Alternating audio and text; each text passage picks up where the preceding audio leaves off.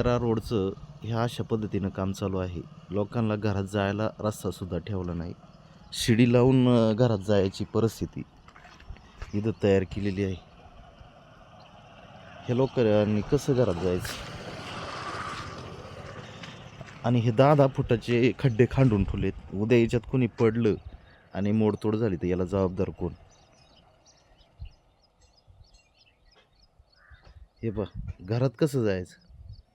ही एक कुट्टी आहे.